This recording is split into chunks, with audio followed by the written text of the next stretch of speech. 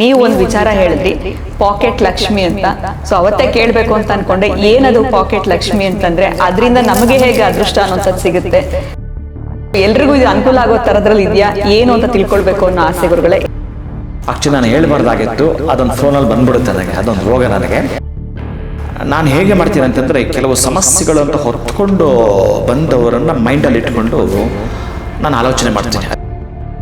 ಲೇಡೀಸ್ಗೆ ಶುಕ್ರಮಂಗಳ ಕಥೆ ಏನು, ಜೆಂಟ್ಸ್ಗಿದ್ರೆ ಏನು, ಯಾರೇ ಆದರೂ ಎಂಡ್ ಆಫ್ ದ ಡೇ ಇವತ್ತು ಅಧಿಕಾರ ಅಂಡ್ ಹಣ ಎರಡು ಇರಬೇಕೇನೋ ಬದುಕಬೇಕಾದ್ರೆ. ನೀವಲ್ಲಿ ಬಹುಶಃ MLA ಆದರೆ ಉಂಟು, ಇಲ್ಲಾಂದ್ರಿಲ್ಲ. ಆ ನಂತರ ಸಚಿವ, ಅಧಿಕಾರ, ಆಮೇಲೆ ಮಾತಾಡೋಣ. ನಮ್ಮ ಬ್ರದರ್ ಒಬ್ಬರಿದ್ದಾರೆ, ವೆಂಕಟಸ್ವಾಮಾಚಾರ ಅಂತ ಅವ್ರ ಹೆಸರು. ಅವರು ಸ್ವಲ್ಪ ಈ ತಾಂತ್ರಿಕದ ಗ್ರಂಥಗಳು ಬಹಳ ಅಧ್ಯಯನ ಮಾಡುವಂಥದ್ದು, ಎಷ್ಟು ದೂರ ಆದರೂ ಮೂಲಕ ಹುಡ್ಕೊಂಡು ಹೋಗುವಂಥದ್ದು.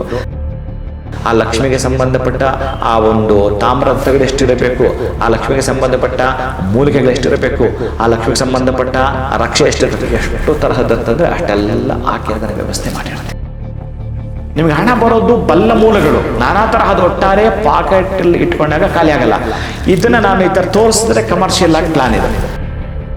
ಈ ಮೂಲಿಕೆಗಳು ತಗೊಂಬಂದಲ್ಲ, ಇಲ್ಲಿಂದ ನಿಮ್ಮ ಪ್ರಯಾಣ ಒಂದು ಸಣ್ಣ ಮೂಲಿಕೆ ಕೊಯಮತ್ತೂರು ಹೋಗಿದೆಯಲ್ಲ, ಏನದು, ಆಮೇಲೆ ಸಿದ್ಧಿ ಯಾವ್ದು, ಎಲ್ಲಿಂದ, ಆನಂತರ ಇದಕ್ಕೆ ಜೀವತತ್ವನೇ ಪ್ರಾಣ ಪ್ರತಿಷ್ಠೆ, ಇವೆಲ್ಲವೂ ಕೂಡ ಇದ್ದ ಮೇಲೆ ಇದೊಂದು ಕೆಲಸ ಮಾಡಬೇಕು. ನಮಸ್ಕಾರ, ಶುಭೋದಯ ಪ್ರೀತಿಯ ವೀಕ್ಷಕರೆಲ್ಲರಿಗೂ ಸಂಕಲ್ಪ ಸುದ್ದಿ ಕಾರ್ಯಕ್ರಮಕ್ಕೆ ಆತ್ಮೀಯ ಪ್ರೀತಿಯ ಸ್ವಾಗತ ಹೇಳ್ತಾ ಇರೋದು ನಾನು ಅನೂಷಾ. ಮೊದಲನೇ ಬಾರಿ ನಮ್ಮ ಚಾನೆಲ್ ವೀಕ್ಷಿಸ್ತಾ ಇದ್ದೀರಾ ಅಂದರೆ ಈಗಲೇ ನಮ್ಮ ಚಾನೆಲ್ನ ಸಬ್ಸ್ಕ್ರೈಬ್ ಮಾಡಿ, ನಮ್ಮ ವಿಡಿಯೋಸ್ನ ಲೈಕ್ ಮಾಡಿ. ಇನ್ನು ಎಂದಿನಂತೆ ಕಾರ್ಯಕ್ರಮದಲ್ಲಿ ನಮ್ಮ ಜೊತೆಲಿದ್ದಾರೆ ಸ್ಪಿರಿಚುವಲ್ ಗುರು ಡಾಕ್ಟರ್ ವಿಷ್ಣುದತ್ತ ಗುರುಜಿಯವ್ರನ್ನ ಕಾರ್ಯಕ್ರಮಕ್ಕೆ ಸ್ವಾಗತಿಸೋಣ. ನಮಸ್ತೆ ಗುರುಗಳೇ, ಕಾರ್ಯಕ್ರಮಕ್ಕೆ ಆತ್ಮೀಯ ಸ್ವಾಗತ. ನಮಸ್ಕಾರ ಗುರುಗಳೇ. ಮೊನ್ನೆ ಒಂದು ವಿಚಾರ ಕೇಳುವಾಗ, ನಾನು ವಿಶೇಷವಾಗಿ ಶೇರ್ ಮಾರ್ಕೆಟ್ ಬಗ್ಗೆ ಕೇಳುವಾಗ ನೀವು ಒಂದು ವಿಚಾರ ಹೇಳಿದ್ರಿ, ಪಾಕೆಟ್ ಲಕ್ಷ್ಮಿ ಅಂತ. ಸೊ ಅವತ್ತೇ ಕೇಳಬೇಕು ಅಂತ ಅಂದ್ಕೊಂಡೆ, ಏನದು ಪಾಕೆಟ್ ಲಕ್ಷ್ಮಿ ಅಂತಂದರೆ ಅದರಿಂದ ನಮಗೆ ಹೇಗೆ ಅದೃಷ್ಟ ಅನ್ನೋಂಥದ್ದು ಸಿಗುತ್ತೆ. ಸೊ ಯಾರ ಬಳಿ ಇದ್ದರೆ ಇದು ಒಳ್ಳೆಯದು, ಲಕ್ಷ್ಮಿ ಅಂದರೆ ಎಲ್ರಿಗೂ ಬೇಕು. ಸೊ ಎಲ್ರಿಗೂ ಇದು ಅನುಕೂಲ ಆಗೋ ಥರದ್ರಲ್ಲಿ ಇದೆಯಾ ಏನು ಅಂತ ತಿಳ್ಕೊಳ್ಬೇಕು ಅನ್ನೋ ಆಸೆ ಗುರುಗಳೇ, ಇದ್ರ ಬಗ್ಗೆ ತಿಳಿಸ್ಕೊಡಿ. ಯಾಕಂದರೆ ವಿಶೇಷವಾಗಿ ಮೊದಲನೇ ಬಾರಿ ನೀವು ಇದನ್ನು ಹೇಳಿದ್ದು, ಅದರಿಂದ ಕೇಳ್ತಾ ಇದ್ದೀರಿ. ಓಂ ವಿಶ್ವಸ್ಮೈ ನಮಃ. ಪ್ರೀತಿಯ ಬಂಧುಗಳೇ, ಆಕ್ಚುಲಿ ನಾನು ಹೇಳ್ಬಾರ್ದಾಗಿತ್ತು, ಅದೊಂದು ಫೋನಲ್ಲಿ ಬಂದ್ಬಿಡುತ್ತೆ ನನಗೆ, ಅದೊಂದು ರೋಗ ನನಗೆ. ತಲೆನೋವು ಏನಂದರೆ, ನಾನು ಕೊಡ್ತೀನಿ ನಿಜ, ಅದು ಇನ್ನೂ ಕೆಲವು ಆ ತಯಾರಿ ಹಂತದಲ್ಲಿದೆ. ನಾನು ಹೇಗೆ ಮಾಡ್ತೀನಿ ಅಂತಂದರೆ, ಕೆಲವು ಸಮಸ್ಯೆಗಳು ಅಂತ ಹೊತ್ಕೊಂಡು ಬಂದವರನ್ನು ಮೈಂಡಲ್ಲಿ ಇಟ್ಕೊಂಡು ನಾನು ಆಲೋಚನೆ ಮಾಡ್ತೀನಿ. ಅರೆ ಪಾಪ, ಇವರು ಈ ಮಟ್ಟಕ್ಕೆ ಬೆಳೆಯೋದು ಚೆನ್ನಾಗಿರುತ್ತಲ್ಲ ಅನ್ನೋದಿರುತ್ತೆ. ಆಮೇಲೆ ಇನ್ನು ಯಾರೋ ಮಾತಾಡ್ತಾರಲ್ಲ, ಅವ್ರದ್ದು ಬೇರೆ ಥರ, ಬೇರೆ ಪದ್ಧತಿ. ನನ್ನ ಒಂದು ಇಂಟೆನ್ಷನ್ ಏನಂತಂದರೆ, ಯಾರು ಯಾವುದಕ್ಕಾಗಿ ಎಣೆಗಾಟ ಮಾಡ್ತಿರ್ತಾರೋ ಒಟ್ಟಾರೆ ಆ ನೋವಿಂದ ಆಚೆ ತರಲಿಕ್ಕೆ ದಾರಿಗಳು ಏನಿದ್ದಾವೆ, ತಂತ್ರದಲ್ಲಿದೆಯಾ, ಮಂತ್ರದಲ್ಲಿದೆಯಾ, ಯಂತ್ರದಲ್ಲಿ, ಇದು ಹುಡುಕಾಟ ನಂದು. ಬಹುಶಃ ಈ ಎಕ್ಸ್ಪೀರಿಯೆನ್ಸು ಪ್ರತಿ ಜಾತಕ ನೋಡಿ ನೋಡಿ ನೋಡಿ ನೋಡಿ ನೋಡಿ ಯಾರಿಗೆ ಶುಕ್ರಮಂಗಳ ಇದೆ ಜೊತೆಲಿ ಇವ್ರು ಏನು ಮಾಡ್ತಾರೆ, ಇವ್ರ ಕಥೆ ಏನು, ಲೇಡೀಸ್ಗೆ ಶುಕ್ರಮಂಗಳ ಇದ್ದರೆ ಕಥೆ ಏನು, ಜೆಂಟ್ಸ್ಗಿದ್ರೆ ಏನು, ಹೀಗೆ ಇವರನ್ನು ನೋಡಿ ಈ ಕಾಂಬಿನೇಷನ್ನು ಇವರ ಆಲೋಚನೆಗಳನ್ನು ಹೇಗೆ ಬದಲಾಯಿಸುತ್ತೆ, ಏನು ಮಾಡ್ತಾರೆ.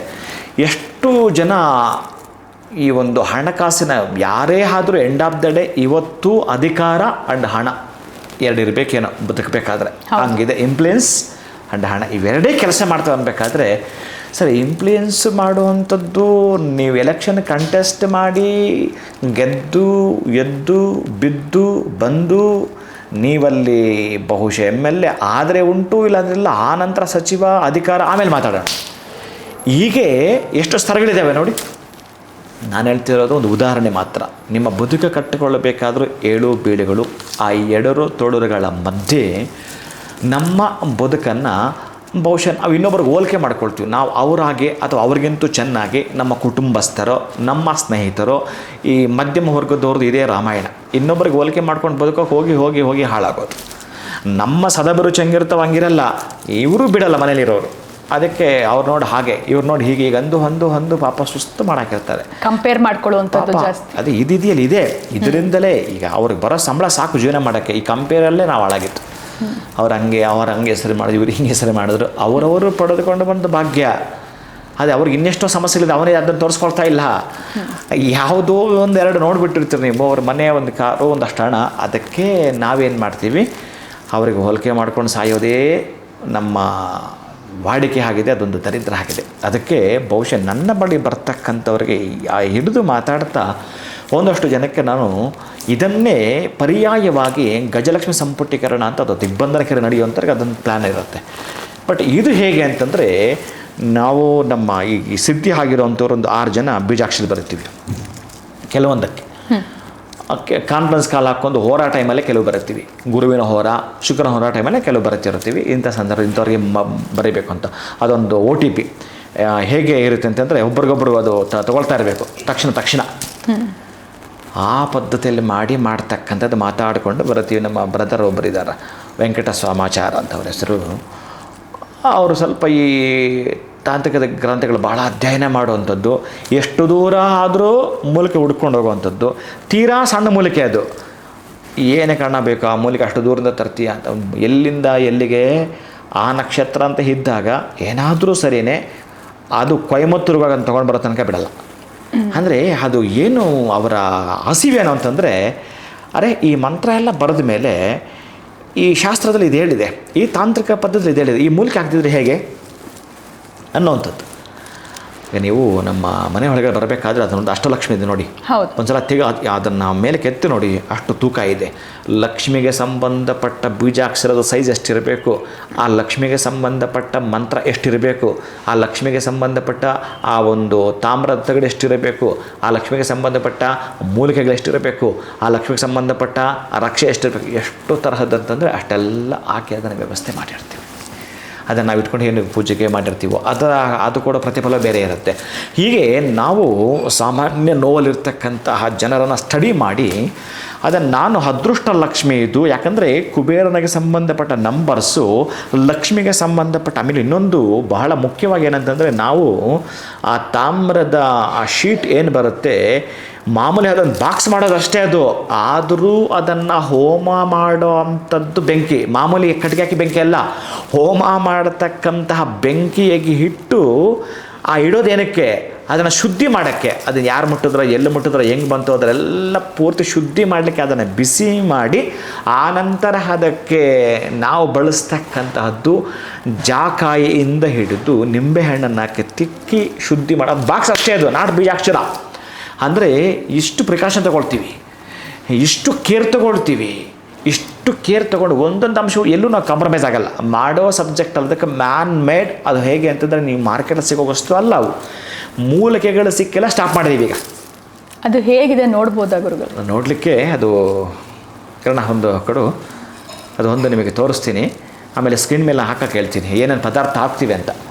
ಅದು ಹೇಗೆ ಅಂತಂದರೆ ನೋಡಿ, ಈಗ ಈ ಮೇಲಿದೆಯಲ್ಲ, ಇದು ಆ್ಯಕ್ಚುಲಿ ಈಗ ಹಚ್ಚಾಕ್ಸಿರೋಂಥದ್ದು. ಮೊದಲು ಇದನ್ನು ನಾವು ಒಂದು ಶೀಟ್ ಅಂತ ತರ್ತೀವಲ್ಲ, ಅದನ್ನೇ ನಾನು ಹೇಳ್ತಿರೋದು. ಅದನ್ನು ಶುದ್ಧಿ ಮಾಡಲಿಕ್ಕೆ ನಾವು ಅಷ್ಟು ನೀರು ಯಜ್ಞಕ್ಕೆ ಅದನ್ನು ಹಿಟ್ಟು ಈಟ್ ಮಾಡಿ ಶುದ್ಧಿ ಮಾಡೋದು.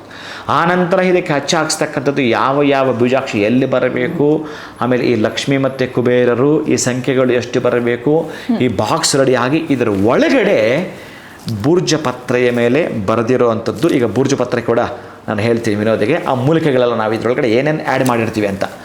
ಇದನ್ನು ಪಾಕೆಟ್ ಲಕ್ಷ್ಮಿ ಅಂತ ಅವರನ್ನು ನಕ್ಕಬಿಟ್ಟೆ, ಏನು ಹಿಂಗೆ ಇದು ಪಾಕೆಟ್ ಅಂತ ಏನಂತ ಕರೆಯೋದು, ಪಾಕೆಟ್ ಲಕ್ಷ್ಮಿ ಮಾತಾಡ್ತಾ ಏನಿದು ಸಿದ್ಧಿ. ಓಕೆ, ನಿಮಗೆ ಹಣ ಬರೋದು ಬಲ್ಲ ಮೂಲಗಳು ನಾನಾ ಥರ, ಅದು ಒಟ್ಟಾರೆ ಪಾಕೆಟಲ್ಲಿ ಇಟ್ಕೊಂಡಾಗ ಖಾಲಿ ಆಗಲ್ಲ. ಇದನ್ನು ನಾನು ಈ ಥರ ತೋರಿಸಿದ್ರೆ ಕಮರ್ಷಿಯಲ್ ಆಗಿ ಪ್ಲಾನ್ ಇದು. ಏನೋ ಸ್ವಾಮೀಜಿ ಈ ಥರದ್ದು ದುಡ್ಡು, ಈಗ ಇದಕ್ಕೆ ಕಾಸ್ಟ್ ಬಿದ್ದಿರುತ್ತೆ ಅದು ಎಷ್ಟೋ ಅಷ್ಟು ಅಲ್ವಾ.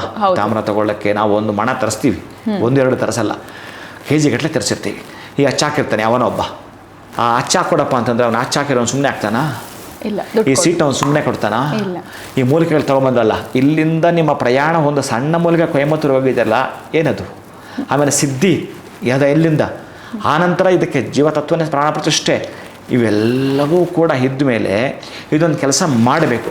ಕೆಲಸ ಮಾಡಿ ನಾವ್ಯಾಕೆ ಮಾಡಬೇಕು ಇದನ್ನು? ಏನಕ್ಕೆ ಮಾಡಬೇಕು ನಾವು ಇದನ್ನು? ಇಷ್ಟು ಬರೀ ನಾನು ಇದನ್ನು ಮಾತಾಡ್ತಾ ಇರೋದು 1 ತಾಸು 2 ತಾಸು ಮಾತಾಡಬೇಕಿದು, ಮಂತ್ರಗಳಿಂದ ಏನಾಗ್ತೀವಿ ಅಂತೆಲ್ಲ. ಅದಕ್ಕೆ ನಿಮಗೆ ಮೂಲಿಕೆಗಳು ಒಂದಷ್ಟು, ಆ ಬೂರ್ಜ ಪತ್ರೆಯಲ್ಲಿ ಒಂದಷ್ಟು, ಬೀಜಾಕ್ಷರ ಬರೀತಕ್ಕಂತಹದ್ದು, ಅದನ್ನು. ಆಮೇಲೆ ರಕ್ಷೆ, ನಾವು ಇಷ್ಟು ವರ್ಷಗಳ ಯಜ್ಞ ಮಾಡ್ಕೊಂಬಂದಲ್ಲ, ಆ ರಕ್ಷೆ ಒಂದು ಡಬ್ಬಿ. ನಾನೇ ಸ್ವತಃ ಕುಂಕುಮಾರ್ಚನೆ ಪ್ರಾತಃ ಕಾಲದ 3 ತಾಸು ಏನು ಮಾಡ್ತೀನಿ, ಆ ಕುಂಕುಮ ನಂತರ ಒಂದು ರಕ್ಷೆ, ಆ 2 ಡಬ್ಬಿ ಜೊತೆಗೆ ಇದು ರಕ್ಷೆ ಮತ್ತು ಕುಂಕುಮ ಮನೇಲಿ ಇರುತ್ತೆ, ಇದನ್ನು ಜೇಬಲ್ಲಿ ಇಟ್ಕೊಂಡ್ರೆ ಸಾಕು. ನನಗೆ ಜೇಬಿಲ್ಲ, ಜೇಬಲ್ಲಿ ಇಟ್ಕೊಳ್ತಕ್ಕಂಥದ್ದು ಇದನ್ನು ಪಾಕೆಟ್ ಲಕ್ಷ್ಮಿ ಅಂತ. ಅವರಂದರು ಅದೃಷ್ಟ ಲಕ್ಷ್ಮಿ ಅಂತ, ನಾನು ಅಂದೆ ಅದೃಷ್ಟ ಲಕ್ಷ್ಮಿ ಅಂತಂದರು. ಇಲ್ಲ ಪಾಕೆಟ್ ಲಕ್ಷ್ಮಿನೇ ಅಂತ. ಆಯಿತು ಪಾಕೆಟ್ ಲಕ್ಷ್ಮಿ. ಏನು ಅವ್ರಿಗೆ ಪಾಕೆಟ್ ಅಂತ ಇಟ್ಟು ಕೂಡಲೇ ಅದರ ಅರ್ಥ ಏನು? ತಿಜೋರಿಯಲ್ಲಿ ಹಣ ತುಂಬತಕ್ಕಂಥದ್ದು ಎರಡನೇದು, ಪಾಕೆಟಲ್ಲಿ ಖಾಲಿ ಆಗಲ್ಲ, ಅದು ಮುಖ್ಯ. ತಿಜೋರಿಯಲ್ಲಿ ಇದ್ದೇ ಇರುತ್ತೆ, ಅದು ಬೇರೆ.